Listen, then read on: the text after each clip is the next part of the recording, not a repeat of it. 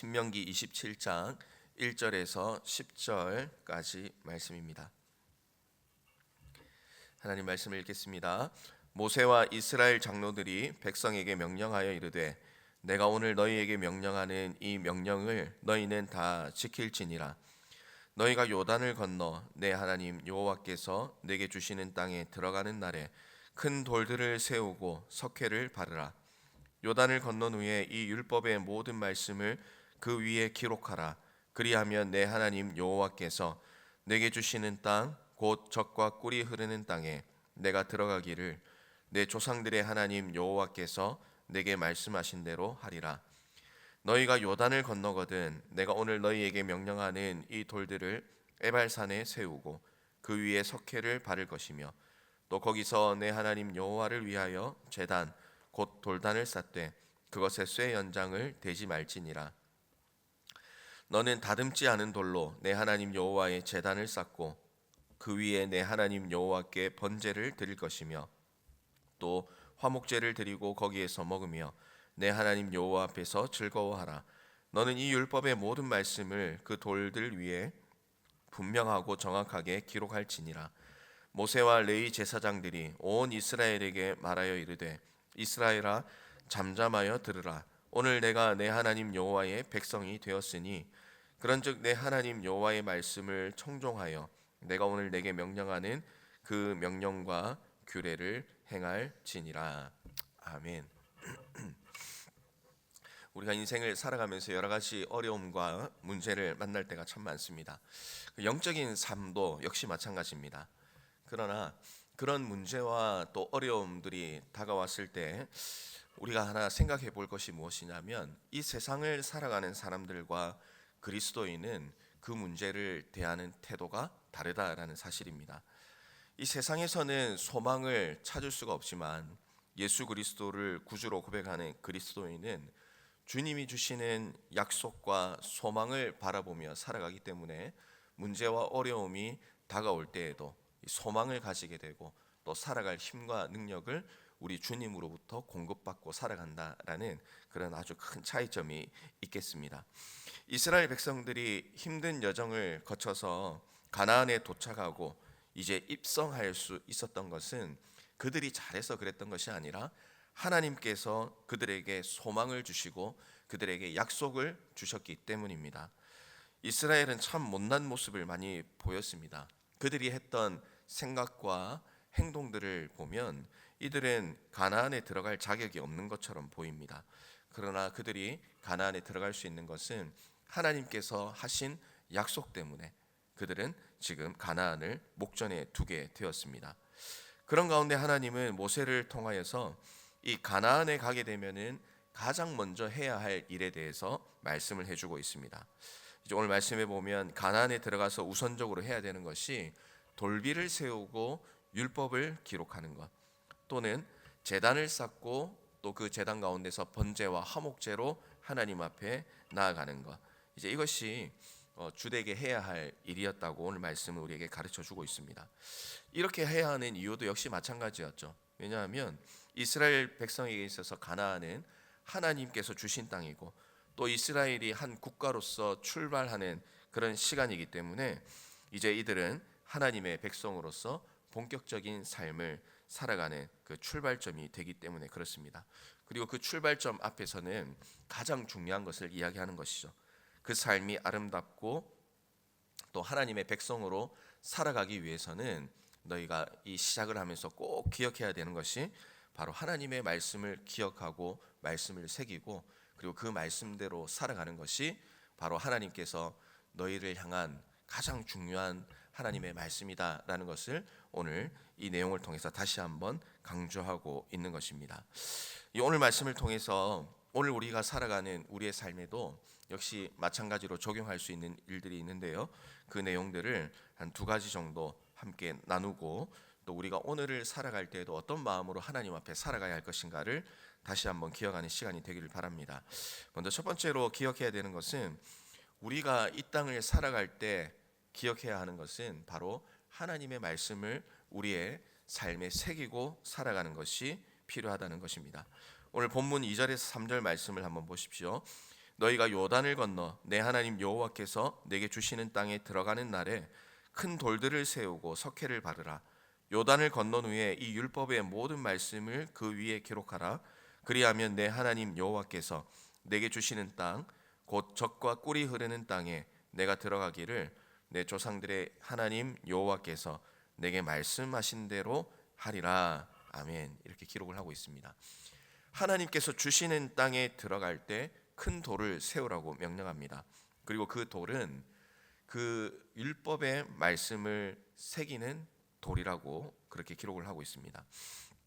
고대 세계에서는 뭔가 특별히 기념할 만한 사건이 있거나 또한 언약을 체결할 때 돌을 세우고 그리고 거기에 약속한 내용을 새기는 경우가 있습니다. 그러니까 변하지 않고 마음에 새기겠다라는 표시를 돌비를 통해서 행하는 것입니다. 하나님께서 돌의 율법을 새기라는 것도 역시 마찬가지겠죠. 하나님과 언약을 체결하면서 그들이 해야 하는 일은 이 하나님의 말씀을 듣고 흘리는 인생이 아니라 하나님의 말씀을 마음에 새기는 인생이 되어야 됐습니다. 그리고 그 일을 해야 하는 이유는 3절 말씀에 나타나는 것처럼 말씀이 이루어지는 축복이 이 하나님의 말씀을 새기고 살아갈 때 주어지기 때문에 그렇습니다. 그리스도인이 진정한 행복을 누리는 것은 하나님이 말씀하신 것을 기억하고 아는 것에서 출발합니다.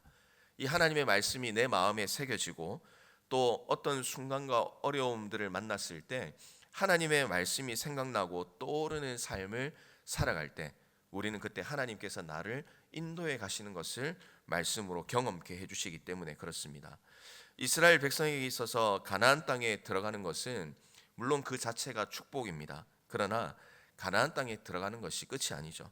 하나님이 주시는 그 축복의 시작일 뿐입니다. 우리 또한 예수 그리스도의 십자가 은혜로 하나님의 자녀가 되는 놀라운 은혜와 축복을 누리게 되었습니다. 그러나 그것이 끝이 아니죠. 하나님의 자녀가 된 것뿐만 아니라 이제 우리는 하나님의 자녀로 잘 살아가는 그런 일이 우리에게 필요한 것입니다. 그런데 그렇게 잘 살아가기 위해서는 그 출발점 가운데 반드시 무엇이 있어야 하냐면 하나님의 말씀이 내 마음에 새겨지는 일이 있어야 한다는 것입니다.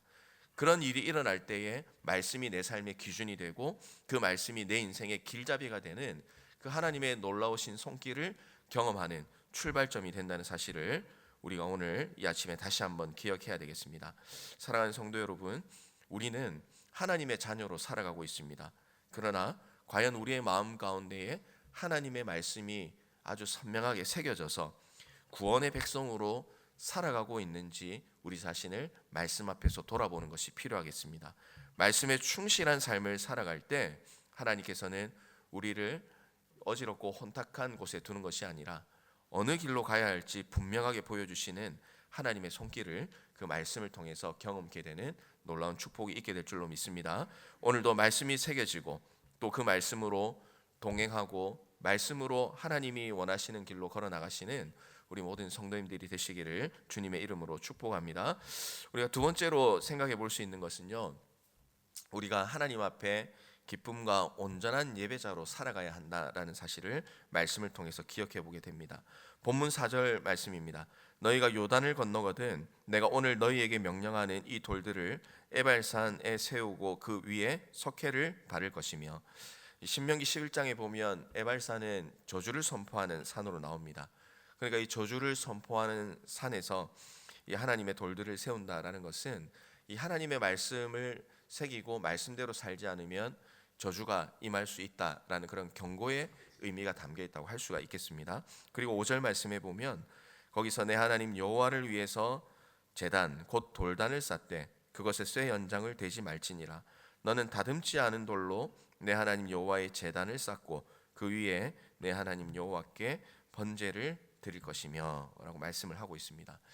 이 말씀을 기록한 다음에 말씀을 마음에 새기라라는 그 말씀 다음에 여호와를 위해서 제단을 쌓으라는 명령입니다. 그런데 이 제단을 만들 때에도 특별히 이제 요청하시는 게 있습니다.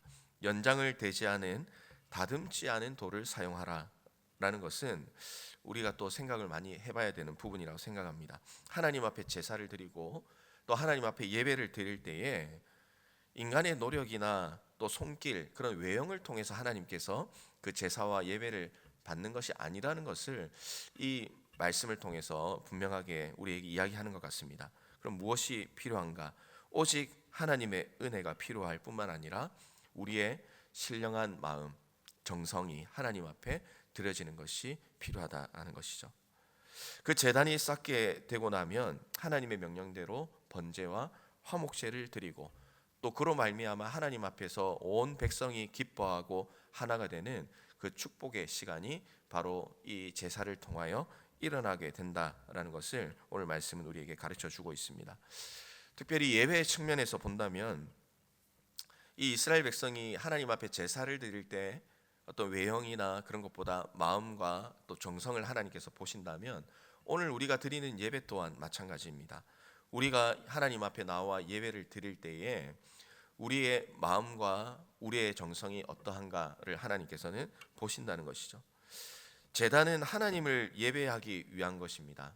그래서 여러 가지 신경을 쓰고 또 그 관리를 해야 되고 준비하는 것이 맞는 것이지만, 그러나 오늘 말씀은 이 제단에 집중을 하게 되면 하나님을 바라보지 못할 수 있다는 것입니다. 예배를 드리는 것도 신앙생활을 하는 것도 역시 마찬가지입니다. 정성을 다해서 우리가 할 수 있는 것을 준비하고 또 주님이 주신 환경을 이용하고 사용하는 것이 참 중요하지만, 그것보다 우리가 더 생각해야 하는 것은 인간적인 준비와 또 세상적인 환경에 치우치게 되면 정작 우리가 하나님 앞에 전심으로 예배드리지 못하는 경우가 생길 수 있다는 이야기입니다. 그래서 우리는 예배를 준비하는 자나 예배를 드리는 자나 동일하게 항상 기억을 해야 됩니다. 누군가를 만족시키는 예배가 아니라 어떻게 하면 하나님께서 받으시는 바른 예배를 드릴 것인가가 항상 우리의 그 예배 가운데 본질적인 기준과 고민이 되어야 됩니다. 열심히라는 이름으로 일하다가 만약에 우리가 하나님께 바른 예배를 드리지 못한다면 그것이 얼마나 안타까운 일이겠습니까? 예수님이 사역하시던 때에 바리새인들은 정해진 율법에 따라 나름대로 철저하게 예배를 드린다고 생각을 했습니다. 누가 보아도 그렇게 인정할 만했을 것입니다. 그러나 예수님께서는 바리새인들의 그 예배를 저주하시죠. 그들의 예배가 몸과 또 사람의 눈으로 볼 때에는 잘 드려지는 것처럼 보였지만, 그러나 정작 중요한 마음과 하나님을 사랑하는 마음이 빠져 있었기 때문에 그렇습니다. 주님께서는 신령으로 하는 진정한 예배를 받으신다라고 분명히 강조하십니다. 요한복음 4장 23절 24절입니다. 아버지께 참되게 예배하는 자들은 영과 진리로 예배할 때가 오나니 곧 이때라. 아버지께서는 자기에게 이렇게 예배하는 자들을 찾으시니라. 하나님은 영이시니 예배하는 자가 영과 진리로 예배할지니라. 아멘. 이렇게 하나님께서는 외형이 아니라 우리의 마음과 정성을 보시는 분, 신령과 진정으로 드리는 예배를 기뻐 받으신다는 것을 우리에게 말씀해 주셨습니다. 그런 측면에서 이스라엘 백성들은 이제는 그 하나님 앞에서 이 제사를 드리고 또 번제와 화목제 그리고 하나님 앞에 나아가면서 하나님께서 기뻐하는 것은 어떤 자신들의 유익과 만족을 위해 살아갈 때가 아니라 하나님께서 기뻐하시는 온전한 제사를 드릴 때 하나님께서 기뻐 받으신다는 것을 그들은 다시 한번 기억할 수 있는 그런 중요한 말씀이 되었으리라 생각을 합니다.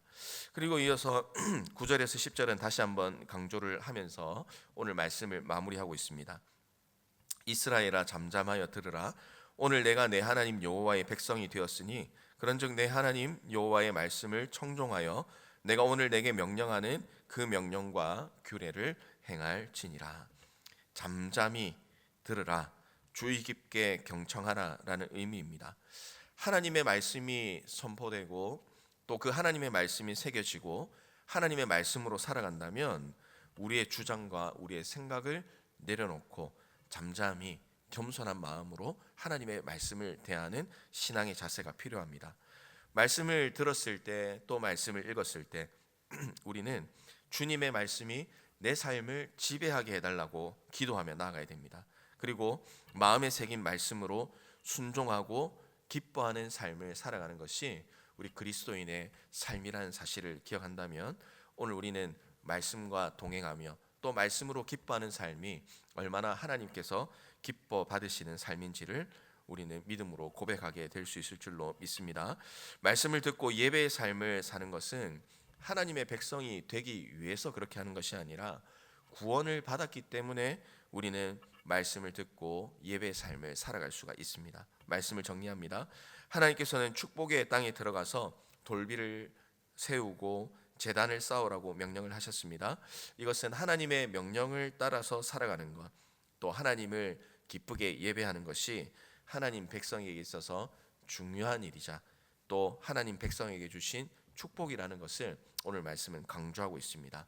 오늘 우리의 하루의 삶을 살아갈 때에도 여러 가지로 바쁘고 분주한 삶이 되겠지만, 그러나 오늘 이 말씀을 기억하면서 하나님의 말씀이 제 마음에 새겨지는 은혜가 있게 해주십시오. 그리고 그 새겨진 말씀으로 오늘 하루 내가 살아가는 그 삶에 내 삶의 생각과 내 마음의 어떤 그런 것들이 기준이 되는 것이 아니라 하나님의 말씀이 오늘 내 삶의 그 모든 결정과 일들의 기준이 되고 하나님의 말씀으로 살아가는 축복, 또 그런 삶으로 인하여 세상이 주지 못하는 기쁨을 누리는 오늘 하루의 삶이 되게 해주십시오라는 그런 기도로 오늘 하루도 진정한 기쁨과 감사의 삶을 사시는 모든 예배자 여러분 되시기를 주님의 이름으로 축복합니다.